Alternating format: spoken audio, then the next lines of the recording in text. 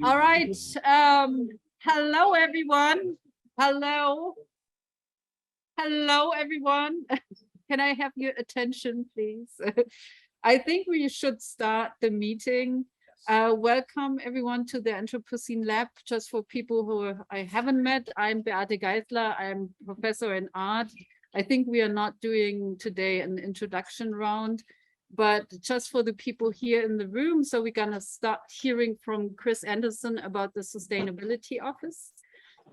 And excuse me, because last time I had the feeling, and also talking to people, I had the feeling that there is an interest in also looking inwards, what's happening in terms of climate change or sustainable behavior at UIC. So to look what we are doing here, and to connect different areas. And then after that, we're gonna hear from George Crabtree about the Crocus Grant and the climate change curriculum, and also from Ralph. I think he will be back by then. And I'm not 100% sure if Shiley will show up.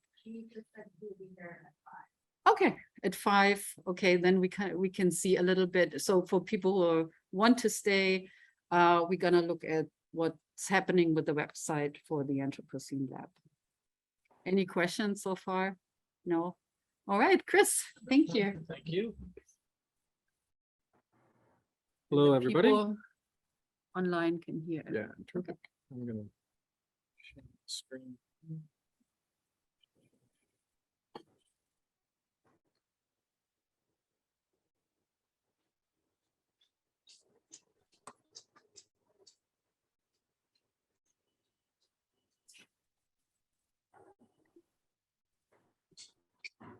Well, thank you all for being here, both here and here. I'm excited to be speaking with you today. My name is Christopher Anderson. I am an environmental historian. I did my PhD here at the university.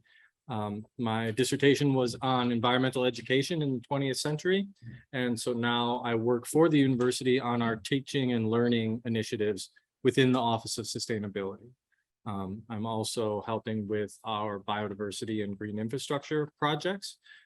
As I'll talk about in more detail coming up, the Sustainability Office does a ton of different things. And the reason why I think it's interesting to be speaking with you today is there are opportunities for the campus to be activated as a learning laboratory in a range of different disciplines. And so whatever it is that you're bringing to your students in your classes, we want to be engaged with helping you do that here to promote sustainability at the campus, as well as the learning objectives that you're bringing to your projects. So I'm really hopeful that we can have more individualized conversations over the coming months and years and help be partners in that project with you. There are resources for teaching and learning, which I'll get to towards the end, but that's a bit about me and the office. We have a new director of sustainability, Andy Mitchell, who took over about a month ago from Cindy Klein-Benai, who founded the office in 2007. So we've been doing this for a long time here, and Andy was unable to be here today, but he expressed his regrets. One of the things we do in our teaching and learning outreach is we try and set the stage with a range of different models of sustainability. Obviously, sustainability can mean a lot of different things to different people. It's a huge concept. It's a paradigm shift that we're all going through as a culture, as a society. And so there are lots of different ways to think about that and what it means. I see my role in this as providing a menu of options that different faculty can draw on to incorporate into whatever speaks best to their students in their disciplinary language. Some of the most popular ones that we've heard of, the Brundtland Report, which I think it's 83, suggested that sustainability was about meeting the needs of the present without compromising the ability of future generations to meet their own needs. And so there are these notions of intergenerational equity. The United Nations Sustainable Development Goals is a global approach to reaching a sustainable future, and many faculty are interested. And we don't have to go through each of these line by line, but because I think that's a different kind of conversation. And so I'll just mention a little bit more about the triple bottom line, the safe operating space, or the Oxfam donut. These are things folks might have encountered in other spaces, but I'm certainly available to go into them in more detail if you want to have that conversation as well. So UIC obviously is an enormous institution. We have a significant regional impact with equally significant responsibilities. There are over 34,000 students here and over 17,000 faculty and staff. There are 180 buildings spread across 250 acres. So not only do we have a lot of opportunities and resources as, with regards to purchasing power, like there's a lot that we can do. But because of the scale of our institution, there's also a lot that we must do in order to be a leader in this space within the city and within the sector, higher education. But that's sort of the footprint of the university, and it comes with a lot of carbon costs as well. So what I'd like to talk about in more detail today is sort of the background of the governance of sustainability at UIC, sort of our roadmap for how we're pursuing sustainability at UIC as an institution. And it's primarily vested in these two groups: the Chancellor's Committee on Sustainability and Energy, which is, there are many subcommittees that comprise the CCSE, but it's a collaboration of faculty and staff and students who are charged with oversight on these goals that then help us to build stakeholder engagement and to pursue the goals of the CAPE. Hey. Hello. So they're tasked with helping us administer the Climate Action Implementation Plan. And administratively, the Office of Planning, Sustainability, and Project Management is the product of a recent merger from a couple different offices that carries these things out programmatically and operationally. PSPM is housed under the Office of the Vice Chancellor for Administrative Services and is made up of the campus architect and learning environments, transportation planning, capital and non-capital projects, as well as the sustainability team itself, the sustainability professionals. So a little bit about the history of sustainability at UIC. As I indicated earlier, it's been a long time developing and growing. We have signed on to several different commitments, both within the sector and outward facing. The Office of Sustainability was formed as an independent unit in 2008. And the Climate Action Plan was the forerunner of the Climate Action Implementation Plan, which is what I'll be talking about in more detail coming up. The university also published the climate commitments. UIC has committed to becoming a carbon neutral campus, a zero waste campus, a net zero water campus, and a biodiverse campus by 2050. And so these goals are constantly being updated and reviewed. But those are the commitments. Those are things that we have committed to undertaking. And the question of how do we do that is answered in the Climate Action Implementation Plan.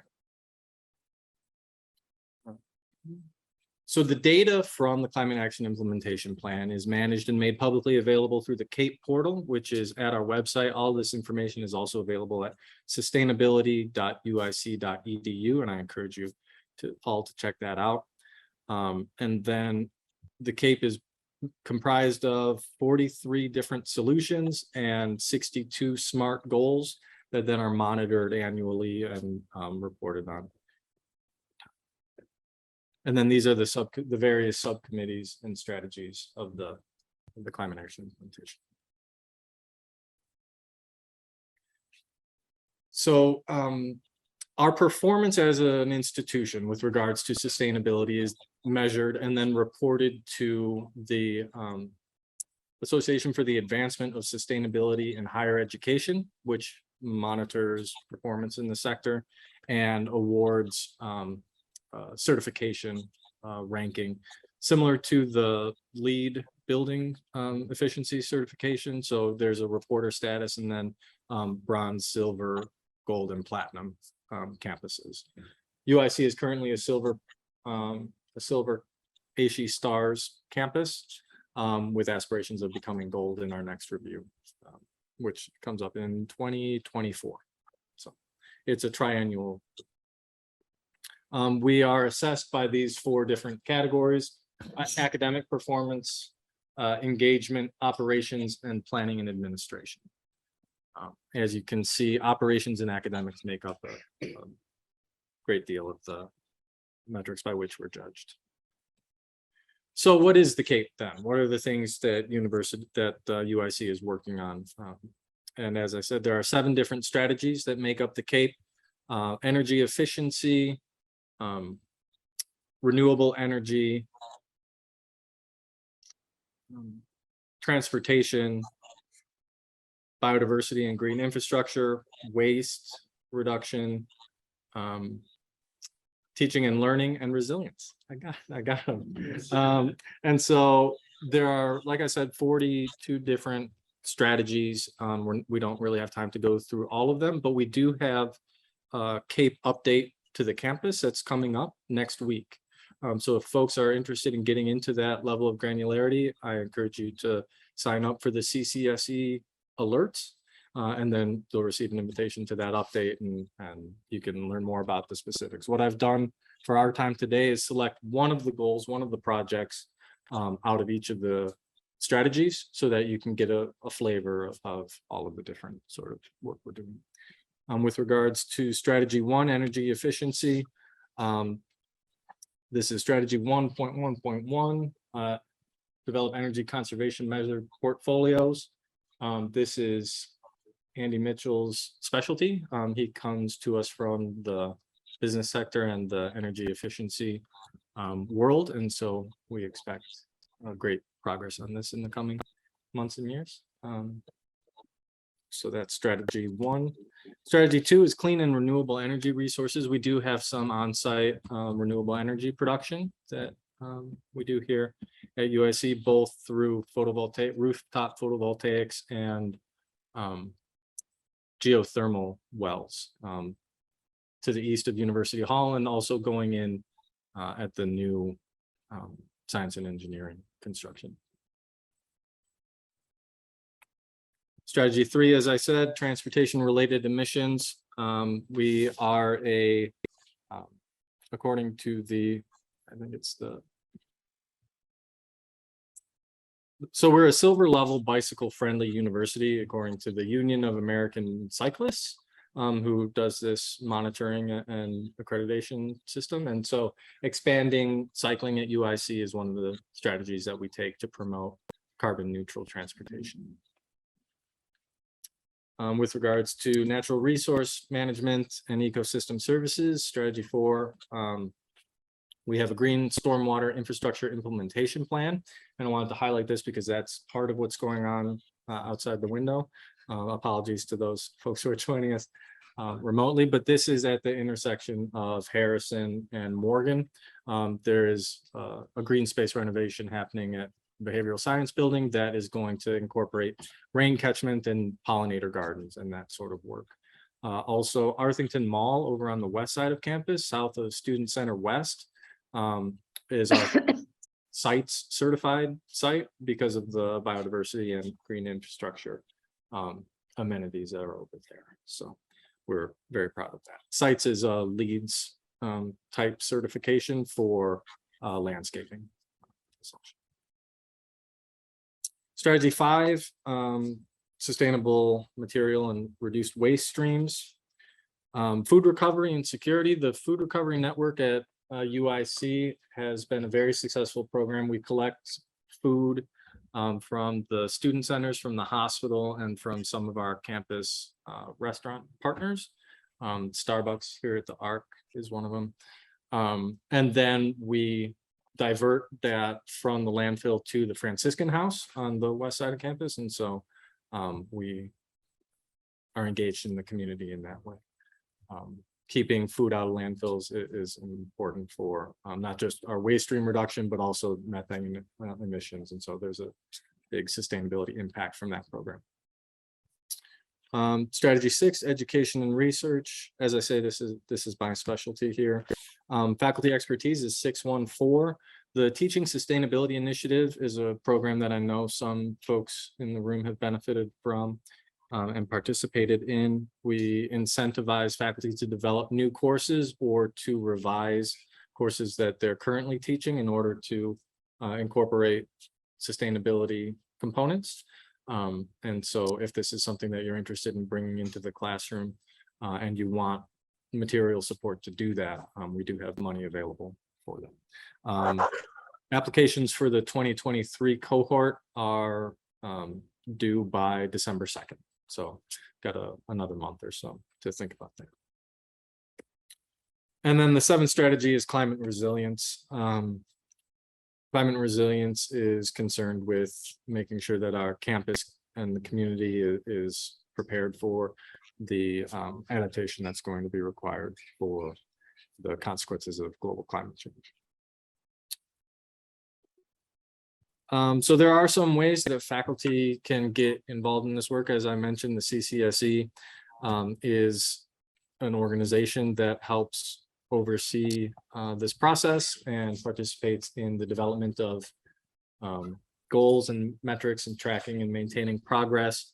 In 2023, we're going to be updating the CAPE that gets updated every 5 years. And so if this is something that's interesting to you, now's a great time to jump in, because we're going to be evaluating progress over the last 5 years and setting ourselves up to keep pushing that envelope in the next 5 years. And as I mentioned, the annual progress report is next Wednesday at 1 p.m. So if you're available at that time, please let me know and we'll make sure that you get plugged into that. The sustainability internship program is provided for the students who are interested in pursuing professional sustainability work in their careers. It is available for course credit in the spring, and then it's a paid internship over the summer. And we're always looking for faculty mentors. So if you have a research project or something that you're working on either here on campus or in the community, please let me know, and hopefully we can find you support for that and get an intern who's aligned with those interests. And finally, there is a sustainability fee that is assessed to the students in order to support sustainability innovations at UIC. This resource is available for the community in order to catalyze progress beyond the regular institutional commitments. So if you have an idea for something that you'd like to see happen at UIC, we probably have some money available to help you carry that out. So large grants over $5,000 are awarded once a semester, and the fall cycle is closed, but there'll be information about the spring application cycle coming out in the spring. And awards under $5,000 are reviewed on a rolling basis. So if you have an idea that needs $5,000 or less, go ahead and submit that anytime, and we'll try and get that out to you. So if you have any questions about this or anything else, as I said, this was a sprint through the projects that we're working on, and just a little bit of little aperitif of the sort of things that you might be able to do with the sustainability office. But if you have any ideas or questions or concerns, my information is on the website, or it's available here as well. So are there any questions at this point? Yeah. You mentioned resilience. Mhm. That was the one concept that seemed, like I have the broadest range of how and where it could be applied. And I think there's one right here, like how do you think about resilience? Yeah, so some of the goals within resilience are very pragmatic.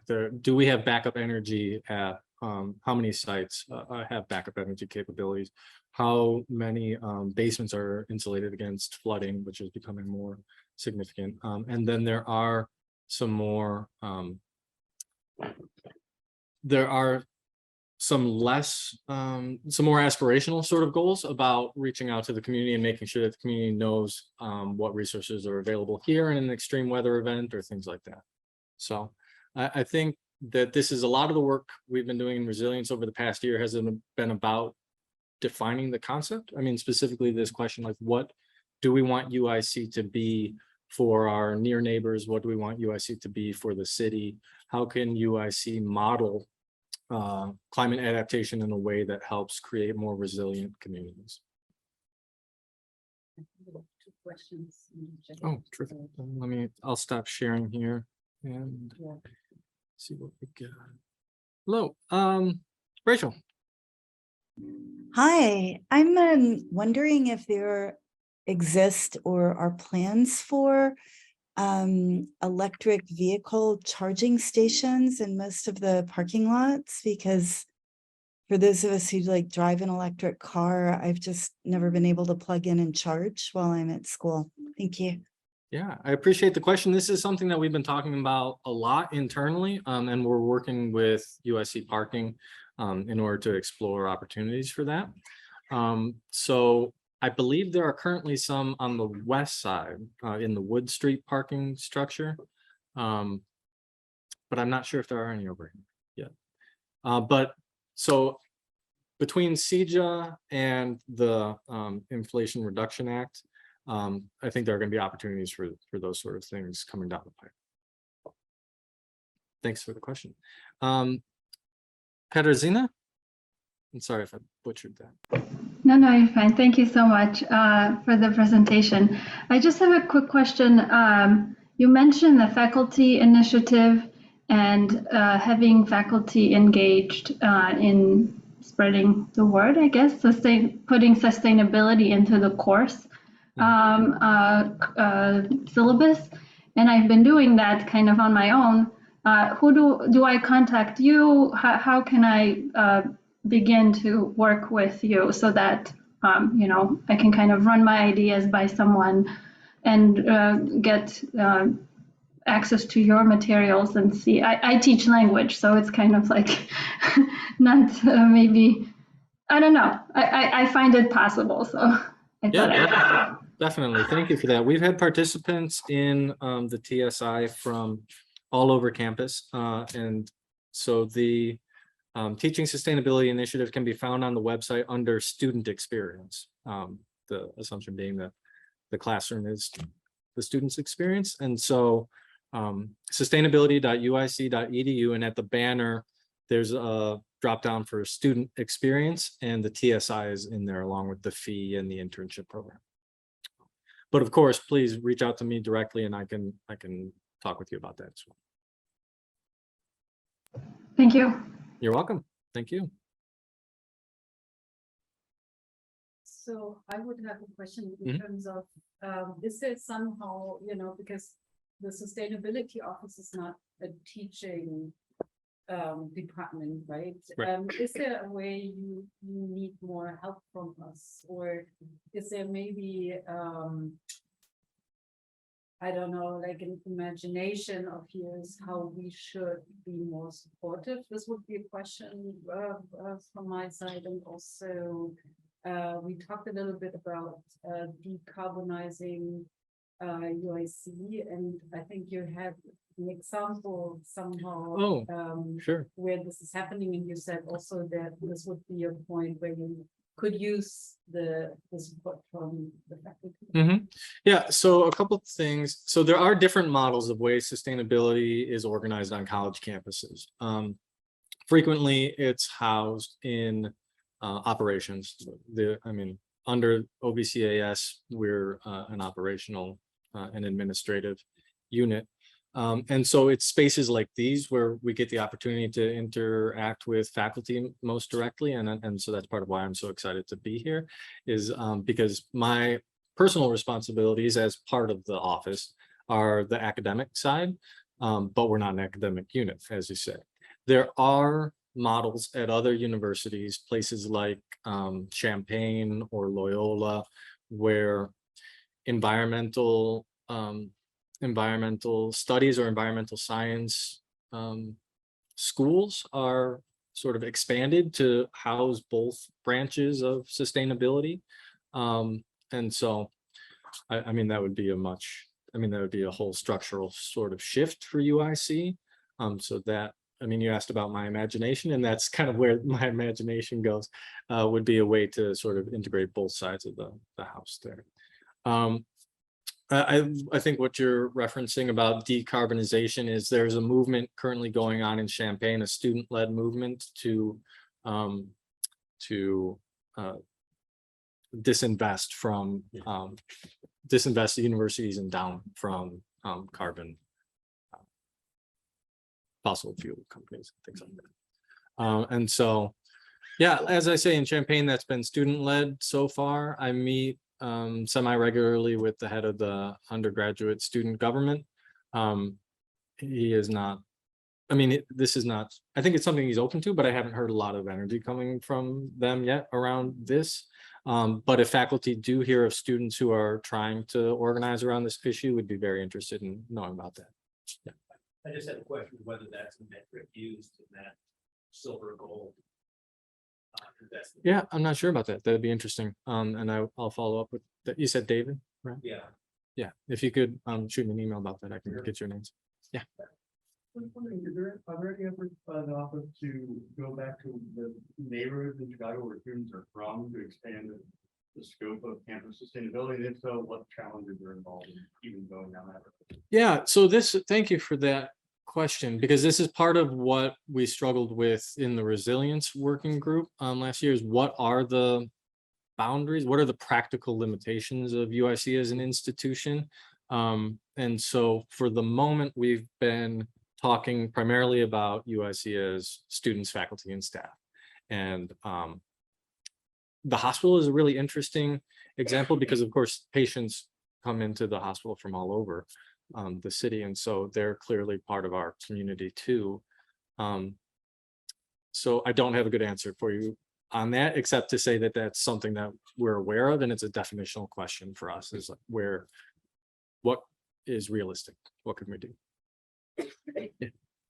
Thank you so much for your presentation, Chris. I wanted to ask you something that I've been wondering for a while. So I was serving on the faculty senate a number of years ago, and when I was on the senate, there was some really extensive discussions of the campus plan, the construction of new buildings, and this kind of long-term plan of demolishing certain buildings and building new buildings. And I was just wondering, like, when those were presented, those architectural plans and kind of capital planning was kind of presented to faculty, I don't remember there wasn't very much talk about sustainability or kind of climate consciousness, or like, how can we make this more, because, like, you know, when you build a building, there's a mountain disappearing somewhere, you know, we don't see. And I was just really wondering, like, I was wondering if you could talk a little bit about if there are any conversations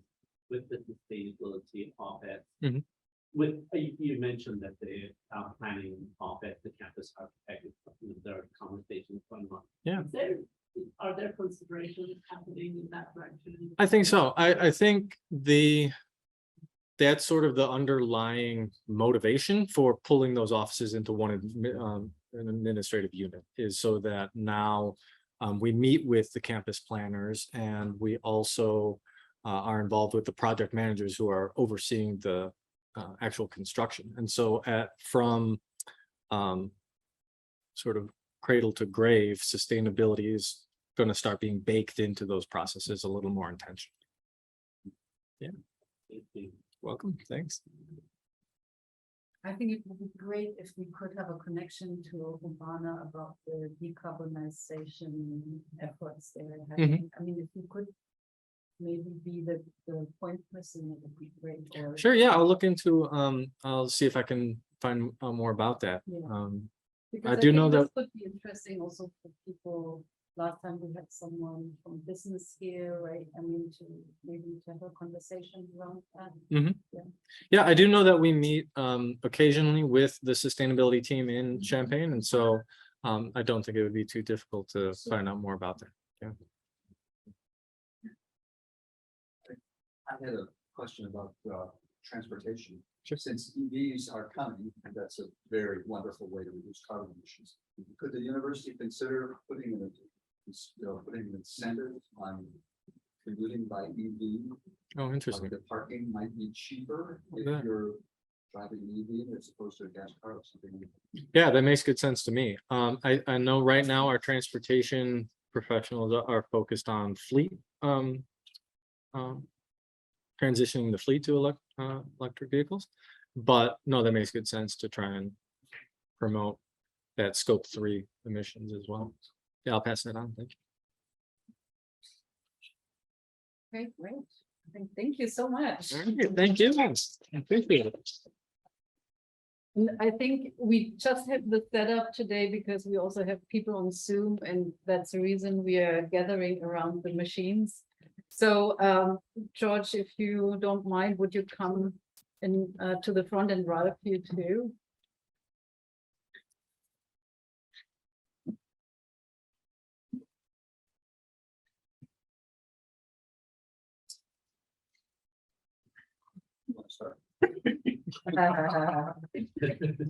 We obviously do not have slides. I think you have to stand here so that people can see you Oh, on okay. Zoom. Oh, sure. George, if you don't mind coming a Sure. little bit closer. Yeah, here, let's. Thank you. I could start with the CCS and you do the crocus? Sure. Okay. So yes, we would like to talk about the climate change studies curriculum that we're working on. And after that, I guess George would talk about the Argonne grant, Argonne National Laboratory with UIC grant and some other entities. So with the climate change studies, this is an idea that a few of us have now been talking about for, I would say, at least 2 years. So as you all know, maybe changing and writing up CRS forms is not particularly easy. Takes a long time just to figure those things out. A lot of conversations and so on. So we're in that process. But the thought has been, what would a minor look like? We have also talked, what would a major look like? And unfortunately, and maybe we can have this as part of a discussion, unfortunately, our first round of talk was it would be a lot easier to do it through a college. So that's not what we wanted to do, to be honest. But at the moment, that has been a pragmatic decision. If you folks have ways of kind of getting us around that thought, we would love to talk about that. Our original idea was a campus-wide, all of the colleges and so on and so on. But that also seems very cumbersome, very bureaucratic. But anyway, so at the moment, and in fact, we thought first major, and that's also some difficulties, which now kind of escape me what specifically those difficulties were. But, we keep coming down from major, and now we're talking more at the level of the minor. So I'm pretty sure we won't go further down than that. But anyway, that seems to be at least the bottom line. So the talk so far has been, it's going to be within liberal arts and sciences. It's going to be interdisciplinary. It's going to be jointly taught between someone in the humanities and someone in the sciences. So actually, this is a good representation.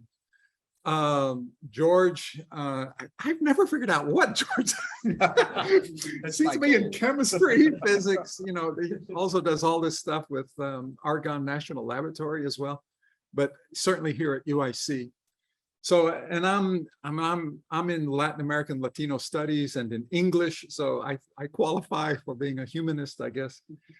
So anyway, actually, George and I are trying to put together the first course that will be jointly taught starting this spring. And so I guess there's a discussion there. If you have students talk to us afterwards, and we will try to tell you a little bit more of like where the students can enroll, register, and so on.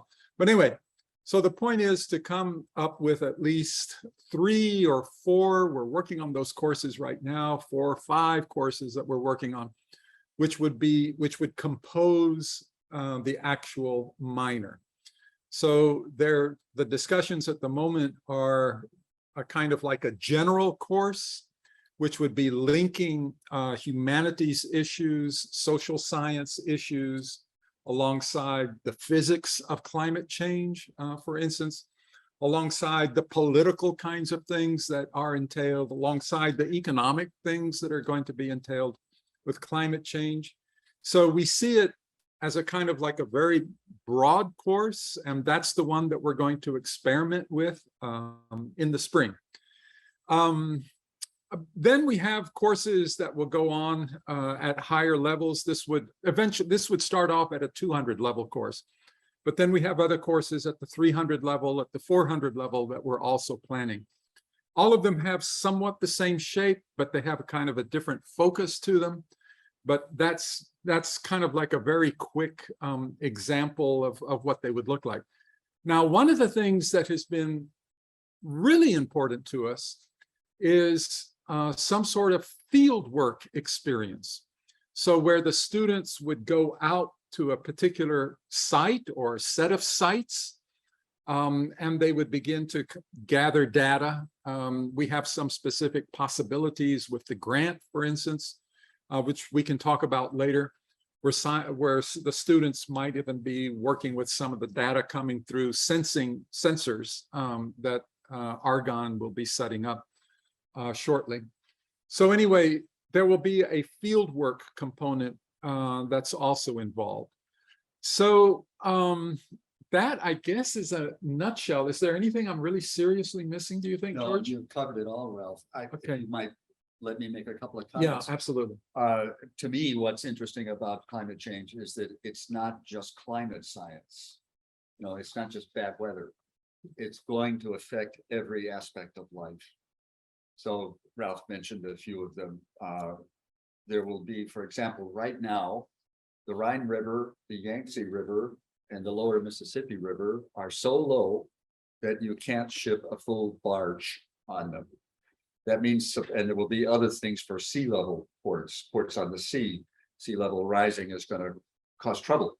And these ports and this shipping will not be as effective as it is today. That means supply lines are going to be strained.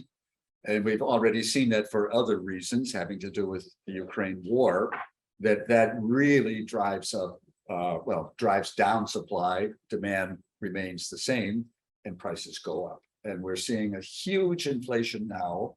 It's not primarily due to climate change, but that's a sense or a sort of a sign of what's going to come, say, in 10 years. So it's really affecting crop failure in the West, because we're now in the middle of the worst drought in 1,200 years in the West. And rivers are flowing. Colorado almost makes it to the ocean, but maybe not quite, and that's going to get worse. And snowpack. If there's less snow in the West, and this has already been a problem for 10 years or more, 15. Excuse me. So it really affects everything.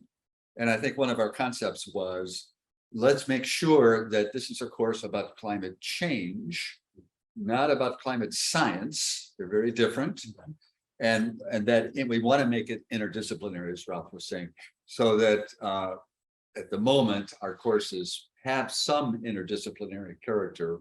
We really want to develop that to a much higher level. And Ralph was mentioning our initial vision was much bigger than what we could possibly do in the first year or two.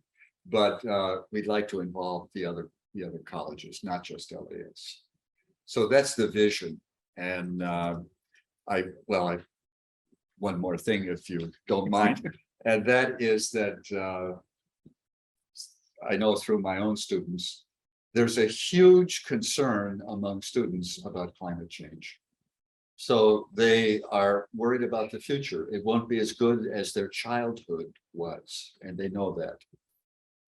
And many of them are asking the question, and I've seen this personally, should I have children?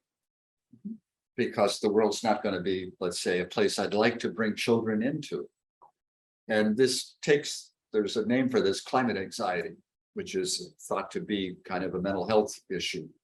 It's very depressing and it affects questions like, should I have children? So this, I think, is something we need to treat, but I'm going to turn it around and say it's a really positive thing. Why? Because in 10 years, these people, these young folks who are concerned about climate change will be in charge. And they're going to demand action and they're going to work for action because they will remember what the world was like before climate change and it will matter to them.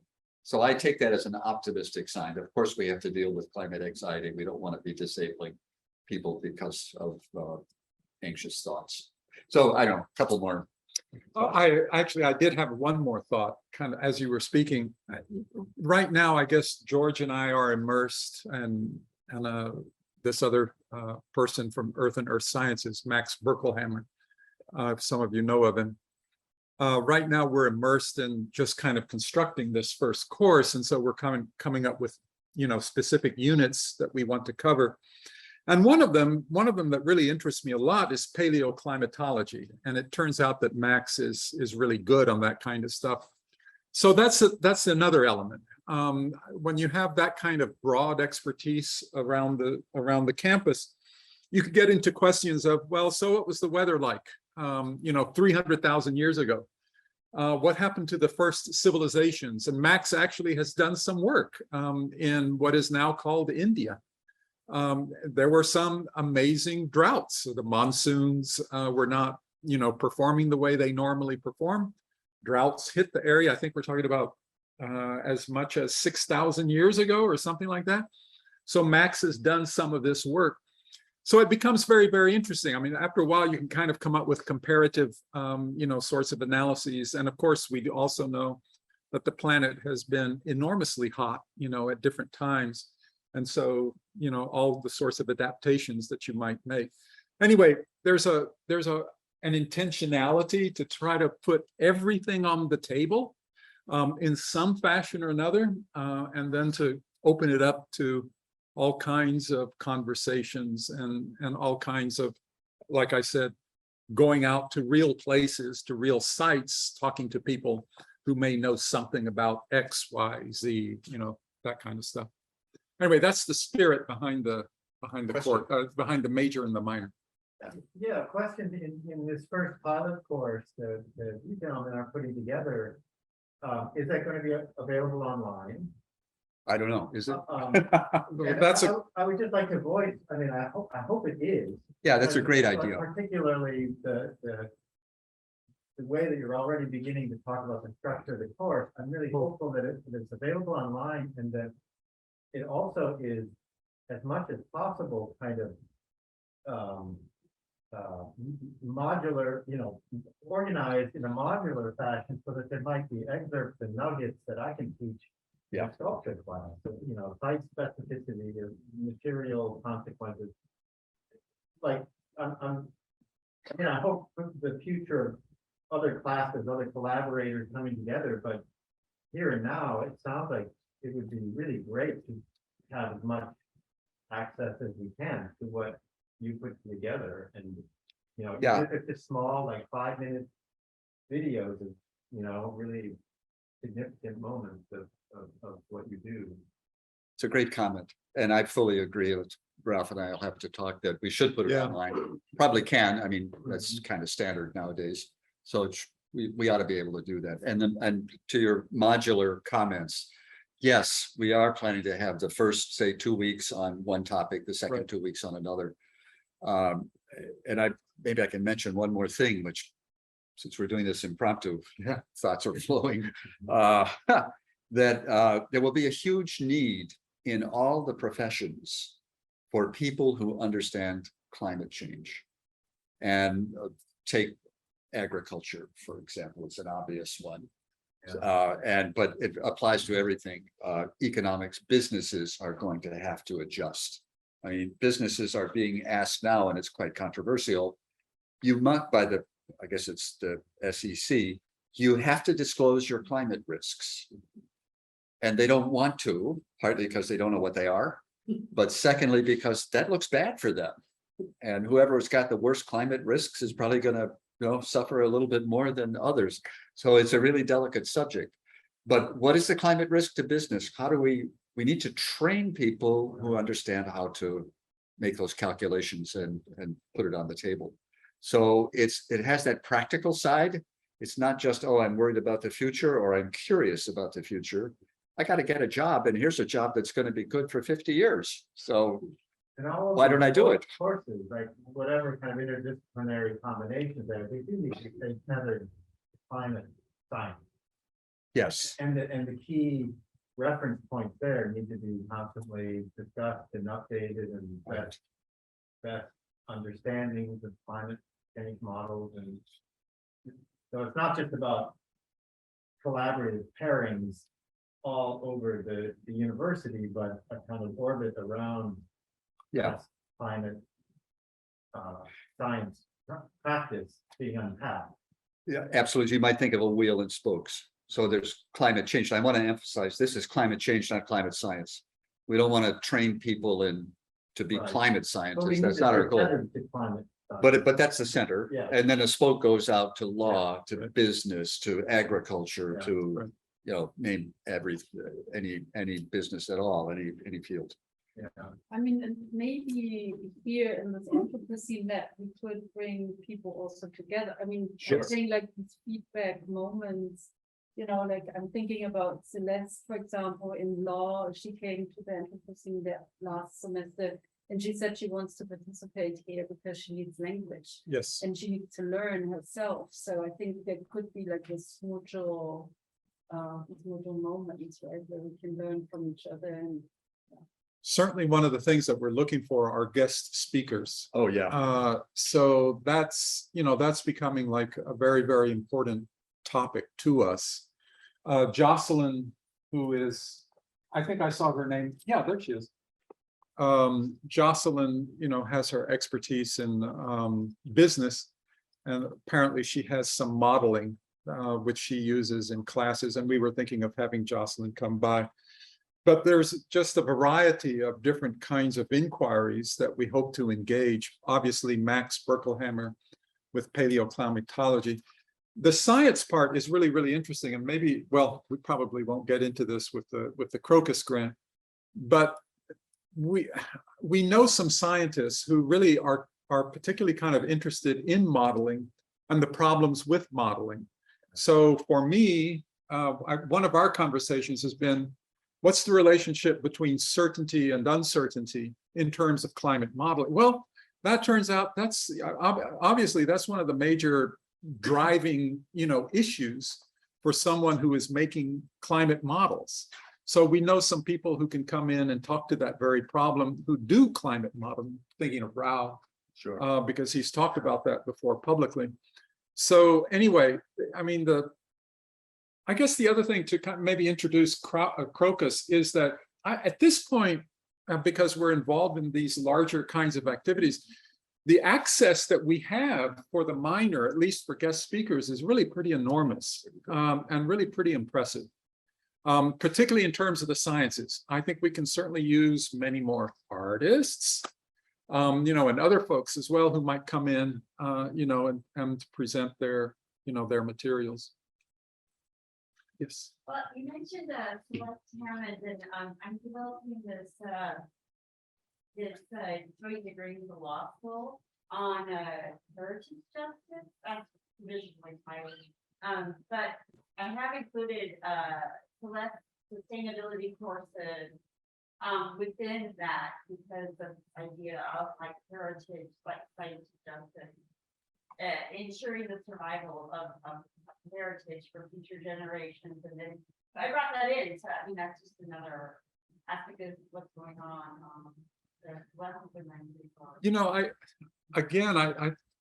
I think this kind of reinforces the dilemma that we're facing, because we're working within the college and we would like this to be so much more. Yeah. Our instincts would be to make it so much more. So then the question becomes, so even though we're pushing this through the college, how can we include people who are outside the college, in some fashion?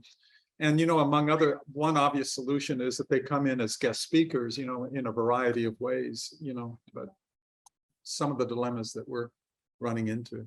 And to your point, I think we're interested in finding out what are the challenges within law.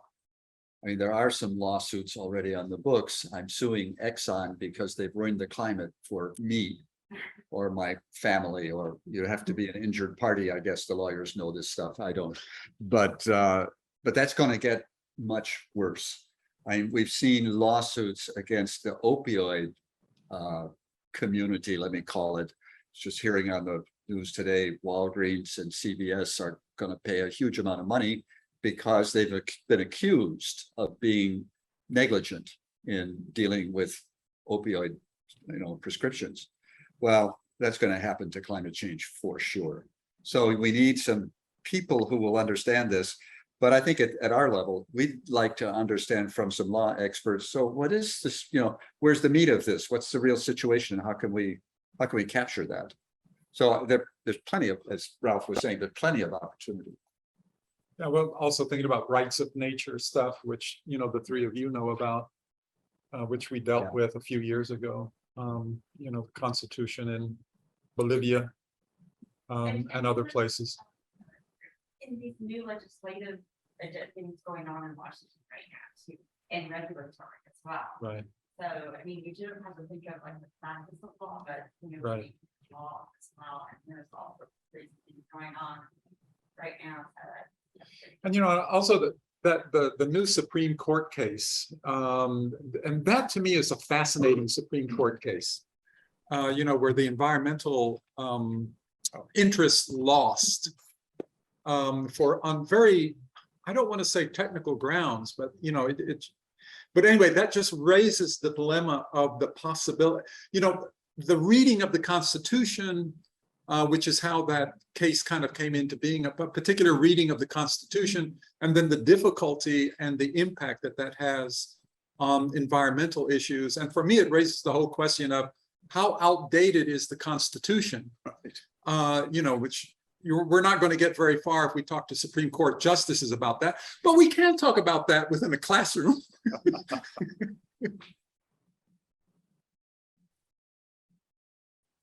The colleagues on the Zoom are asking to repeat the question because they don't hear the question.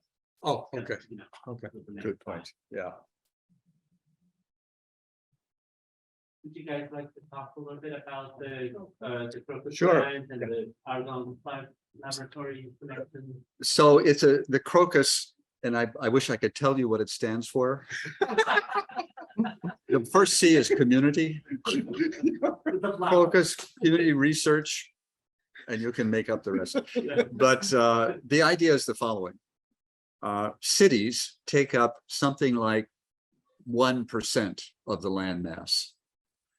And in most climate models, they're on a scale of the older ones, 100 kilometers. We're sort of getting down to maybe it's going to be 10 kilometers.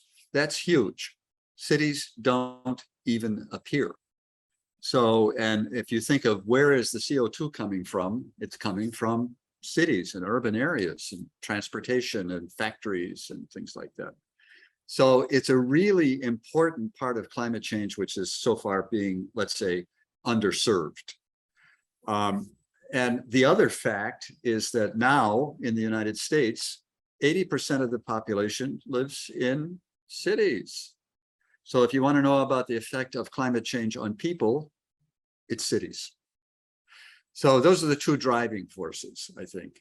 And the idea of this crocus grant, which is coming from DOE, and it's a certain office in DOE called Biological and Environmental Science, but they have funded 3 what they call urban integrated field labs. One of them is in Chicago, Argonne, and the major partner is UIC. So these two are leading. And the idea is you put out climate sensors, various places around Chicago, monitor them, and what is stuff like, what's the sunlight falling on that particular sensor, what's the rainfall, what's temperature, what's the relative humidity, blah, blah, blah. And then you try after a year or two to understand that data. We know the city is full of microclimates. So there are some areas like Lincoln Park, which is just cooler than the surrounding neighborhoods in the summertime. And it's perfectly obvious. There are other neighborhoods that may be industrial. So they have a lot of emissions of various kinds, not necessarily, of course, carbon dioxide, but other things, aerosols, PM, 2.5, that affect how the sunlight comes through. There are residential areas. There's, of course, the downtown area, expressways, which UIC knows very well. So we happen to be next to 2 of them. And I've often wondered, and I think people at UIC understand this better than I do, what's coming off those cars that I'm breathing? And the CO2 won't hurt me, but a lot of the other stuff will. And if you were to convert everything to electric cars, suddenly that public health issue in the neighborhood of expressways, i.e. on the UIC campus, would go down. So there are plenty of, collateral things that you have to think about here. So back to my point, it would be to model where in the city are the microclimates, and even more if we can get the climate models down to, say, a kilometer, or even better, a city block, which would be maybe 100 meters, then you could start to predict, well, this neighborhood is going to have this problem, and that neighborhood is going to have that problem. And it would be very interesting, for example, for UIC to ask the question, how is climate change going to affect the campus over the next 30 years? And although we cannot answer that, we can qualitatively answer that question, not with a model, but it would be interesting to say, oh, well, because of the expressways, or because of the landscape of the campus, or because of buildings that interrupt the flow of air, the wind has to go around the buildings, it's going to be this kind of an effect. And that I think at this moment is a vision, but in 5 years, 10 years, we would like to be able to do that. So there's lots of opportunities for UIC participation at the student level, or at faculty level, staff level, namely installing climate sensors, some of which may be on the UIC campus, and there'll be other places too.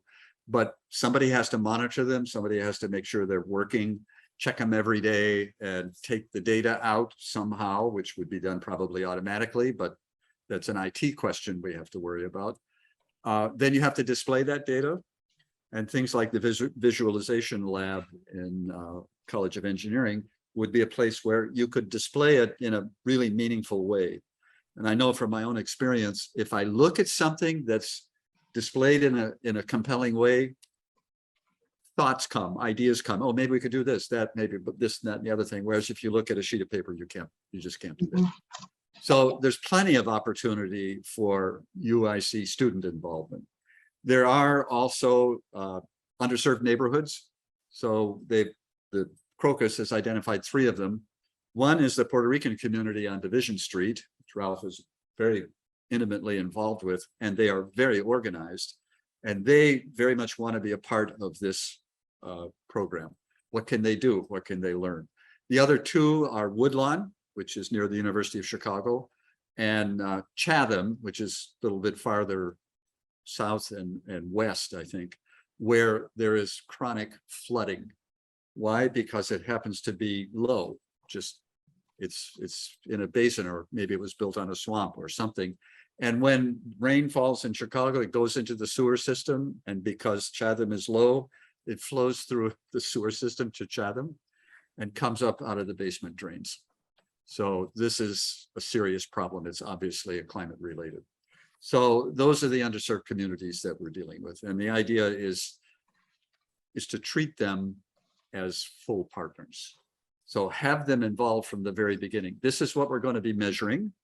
This is what we're going to be modeling. And we want to ask them, what are your climate problems that we could address with this detailed city climate model? And my sense is that's kind of a new idea.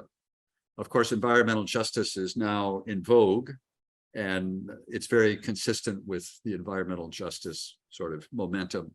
Says these folks are equal players. We don't bring them in and then leave once we find out what we want. We are their partners. We're here all the time, and they're there at the decision-making level, so they can say, no, that's not good for our community. And that's a voice that probably, let's say, has not been heard, at least not 100% of the time. I'm talking too much, sorry. No, I just, again, just a small little add-on, because we're talking, when we're talking about the Puerto Rican community up around Humboldt Park, the group that we're really specifically referring to is the Puerto Rican Agenda. And I've been with them for 2 decades. So, I mean, I'm one of the leaders of the Puerto Rican Agenda. And I think initially, when we started talking about this, I honestly didn't know what I honestly didn't know what the mindset of Argonne might really be, much less the Department of Energy. Yeah. And what I have found personally so satisfying, quite frankly, what won the day was that this is a genuine effort to be to integrate itself into the community. So I had never really seen that before. And I don't think that the Puerto Rican Agenda had ever really, the Puerto Rican Agenda has always been very selective in terms of the sort of researchers that come in and do work. They've always been sensitive about that. But I thought eventually, after hearing the Argonne people, the Argonne folks made some wonderful presentations. And in fact, it was just one of those wow moments, where you suddenly, you really get the feeling of what all of this might be. But they certainly did win us over, so to speak. Anyway, from that point on, these alignments have really been moving forward, and they've been a complete joy and a very novel experience in terms of my own career, to be honest.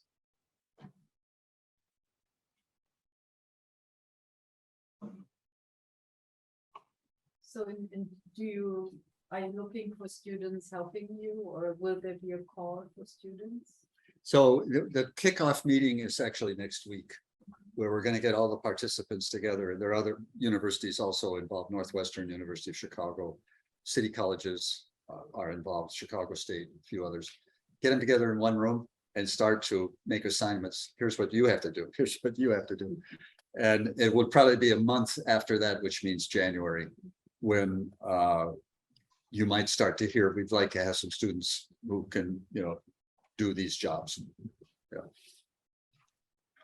There's still we may not want to talk about it so much now, but George and another person, Thomas Lipsmeyer, also head up a summer. I wanted to think, if it's all right, I'd like to comment about that.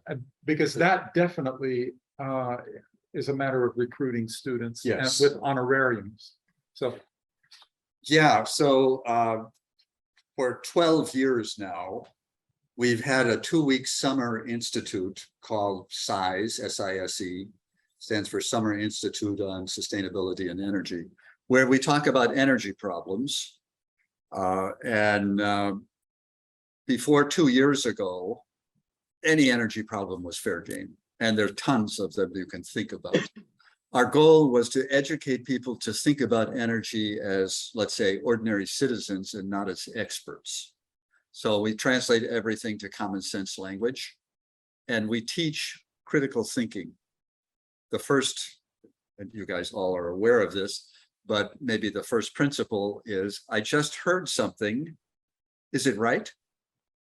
And remarkably, nowadays, many people don't ask the question because they're predisposed to say, yeah, of course it's right. Well, is it really right? How do you confirm it? And then you think about, so what does it mean? What can I, if it's correct and it's a problem, what could I do about that problem? So this has been our sort of founding principle or core value, guiding principle. Now we've converted it to climate change. So as of this summer and the previous summer, it's all about climate change. So that will be part of the Crocus event, and we've had speakers who are now in Crocus have spoke 2 years ago. And we're going to, first of all, change it to 1 week, mostly because of COVID. There's 2 weeks of people in the same space means that somebody's going to get infected, and the university has pretty strict rules about what happens if that happens, and we'd like to avoid that. So we're going to, and when we get people from around the country, of course, they have to come fly here and live here. But people who already live in Chicago can live at home and more or less go about their own ordinary lives and just come to size for that time. So we're going to make it local, and we're going to make it 1 week instead of 2 weeks, at least for now. Try it out. So we will be asking, Thomas will be asking very shortly, probably, it might be January, but maybe it would be December, for recruiting students. Previously, it was mostly grad students and advanced undergrad. We may modify that this year. And one of the things that we will do is work very closely with the Puerto Rican agenda on projects. And since we're recruiting students from Chicago area, those field projects can go on throughout the year. They're not limited just to the time of size. So that's another intention, that we'll get serious about developing relationships. So that's a little summary of what we're thinking on along those lines. Ralph will be 100% involved, and so will PRA. Yeah. There's a question. Oh, question. Can you read it?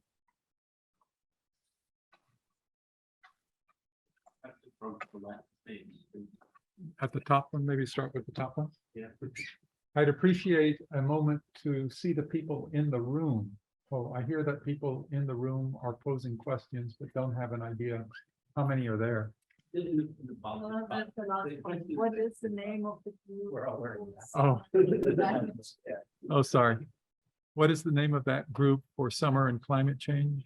Will climate change be broader? So, than yeah, energy? Yeah. it will, I think it will be Summer Institute on Climate and Energy. We're going to change the word sustainability to climate, because that's really our topic.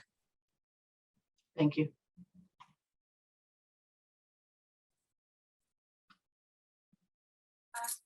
Oh, question. Is there like an email announcement to?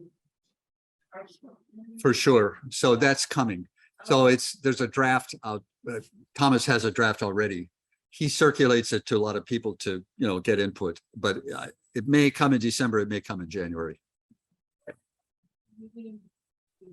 Oh, no, that's a restricted meeting. It's only for the people that are funded in the grant. But that's preliminary. I mean, later there will be open meetings, absolutely. And those will, of course, announce. Yeah. And personally, I think it would be fantastic for, as we go a little further along, that this group might be very, very interested. Sure. Max Berkelhammer is the PI for the UIC part. Yeah. And he's eager to participate. And he could come at some time in the spring to talk about how that grant is unfolding. That would be wonderful. Yeah, I think so. Yeah, I think he would welcome that. And you guys would definitely enjoy it too. Do we have any other questions? No. Thank you so much. Yeah, thank you. Thank you. Thank you. I don't know how many people are interested, but Shiley is here, so she could show us quickly the website approaches. Hi, Shiley. Hello. Hi, I just wanted to say, this is Rochelle, that those of us who are on Zoom can't always hear the questions in the room. And we can't see the people in the room either. So I know, I'm so sorry. So it's like the setup is very particular and we don't have like a camera facing the audience. So we have to work with what we have here, but next time we try to repeat the questions. Please keep on reminding us. We're learning. Thank you. Do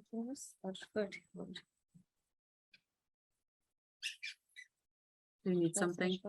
I think We can directly on the website. you just go on the website and then. Thank you so much. So Shaili is an amazing student and is working for the UIC library right now. And she's helping us with the website. Yeah.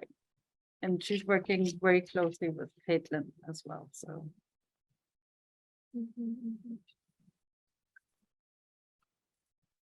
I might have to just.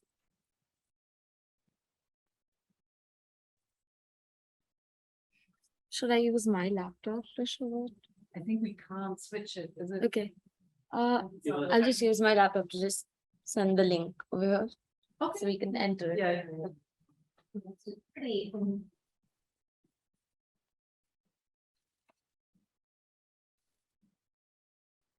Is there anything else we can talk about until Shaili is done? Questions or concerns? You know, I just reflecting very quickly. You know, back when we first started and everything, you know, I kept saying, let's try to bring in scientists, you know, Yeah. and we had so much difficulty. Yeah. And then Bruno Latour came, and I think Max was the person who was invited. And I think Bruno enjoyed Max more than anybody else. I think so. I He think- wanted to talk to Max. Yeah. But anyway, I just want to compliment folks, you know, in Earth and Earth Sciences, for instance, in George. I mean, these have really been wonderful conversations, and this is the sort of thing that if we're going to make the Anthropocene Lab work, it's that sort of interdisciplinary kind of stuff. And I think that at least for my doing this kind of stuff for what, 8-9 years, this is the moment where it has literally started to manifest in which these conversations can occur. So, you know, it's emerging through the conversations of the miners, it's emerging through the conversations with Crocus and so on. So and for me, at least, it's just a new moment in terms of these discussions that we've been having for such a long time. Yeah, and I think we should keep on reaching out to the scientists. And I mean, I invited Tom Tice, he was here in the beginning, so I think he had to leave earlier, and you know, that someone like Celeste is here, and I think it's just like we have to constantly work on that. And you know, with my experience from the Anthropocene campus, or now we will call it Anthropocene Commons in Berlin, and with the Max Planck Institute, I mean, it can be so fruitful, you know. At the end, there was this moment where, or the cultural institution in Berlin was funding basically the earth science, right? So they were paying for the lab work the earth science did for the core drillings, and then it was presented as an exhibition in the institution, in the cultural space, and it was so extremely fruitful to hear the scientists, and they worked with artists together to build up this exhibition. And it was extremely interesting to hear them talking about, you know, this, you know, their experience, and also, you know, through visuals and being guided through artists. So I think there's a lot we can do together. Yeah. I want to second that. I mean, I think that's really what you were saying about the really exciting thing that's coming together, especially in your presentation, thinking about climate change studies and the Crocus grant and this idea of the research, this sort of grant supported research on campus with students, and then a curriculum that's actually being brought in, and how they merge and support each other. I mean, I think this is exactly what Beate and I have been really insisting on. This is like how it needs to happen in terms of, I mean, that's in terms of how it can become very productive, helpful, but also support the students, and both like engaging them in a kind of a real world project, and then have the courses and the curriculum sort of be part of that. I mean, that's the thing that's really is very exciting to me. And then if that can actually connect with something like Anthropocene Campus, and this kind of engagement from different fields, I think that would be just fabulous. And I just want to mention again that the Max Planck Institute, they are building now 5 new departments under the umbrella of the Anthropocene. So, I mean, they're really putting a lot of effort into it. And I think it would be so great to keep us connected to that as well, right? Yeah. Okay, Shaili. Do you want me to screen share this with the ones on Zoom? Yeah. Can you share? Yep, you can.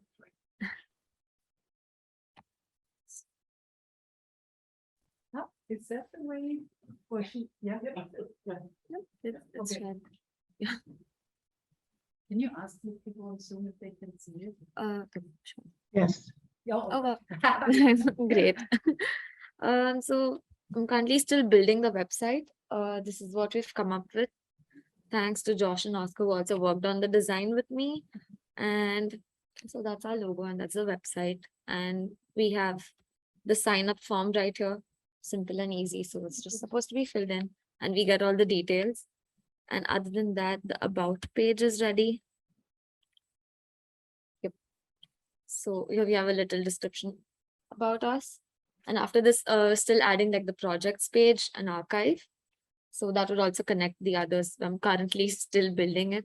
By the end of the semester, it should be done. So And do we talk about a calendar? So somehow a calendar that people can add what kind of activities are going on? correct. But we're still figuring out how do we take in like the submissions, because then it would be just easy for anyone to add things to it, and it should go through like a process of filtering where we know that it's legit, other than just directly being added to the calendar. But we're having another form for that, which will be on another page, which will be like the calendar page. So they can access all the events that are going on, along with any events that they want to submit to be added to that specific calendar. So that is currently what we're working on. Any questions or suggestions, feedback for the website? I have a question. Sure. So Chris Anderson was talking about the Teaching Sustainability Initiative, and it would be so great if maybe before advising begins each semester, if there could be a list of courses that people who want to take classes in sustainability or the Anthropocene that are associated with the Anthropocene projects could see those, and then that way advisors would know where to look for those as well. Thank you. Yep, I think that's great. We can involve it once it goes through everyone. Any other feedback or suggestion?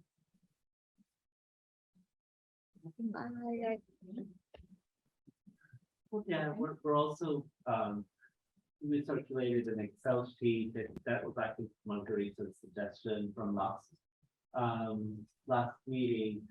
So we're collecting some information for everyone participating in the Anthropocene Lab, and hopefully we can have like a participants or collaborators page as well to have, so that people can sort of, when they reach to the webpage, they can find out like who's working under this umbrella. Sure, I think we can have that on the about page as well, and then just add like With the about, all the details underneath, and like have pictures and a description which redirects everyone to the person's profile page or LinkedIn profile or the UIC profile, so that's easier for them to connect. We can have that, but I'll need like proper detailed description information for that. But yes. Any other suggestions? Work in progress. Thank you so much. Shai. Thank you. So I think we can, is there anything else people want to discuss? Otherwise, I think we are coming to an end today. And thank you so Oh. much for being here and coming, and thank you for your patience, online people. Can we make an announcement? Yeah, of Oh, course. yeah, so the Teaching Sustainability has sponsored a new course where we're going to be creating Chicago's first global water dances. And so if you're advising students now and they're looking to create art about sustainability for a site-specific performance, they could write or direct, or they could do a little research for us on local water issues, or really anything that they'd like to do. We'll be creating a performance, and we'd love to have people from all areas of the university, not just from the performing arts. Can you send this information to me, and then I can distribute it? Absolutely. Good. Yeah. Absolutely. I will email it to you. Thank you. How do I see the chat? Stop sharing. Oh, stop sharing. I can't stop sharing. Okay, I think thank you so much. See you soon, okay? Bye. Bye.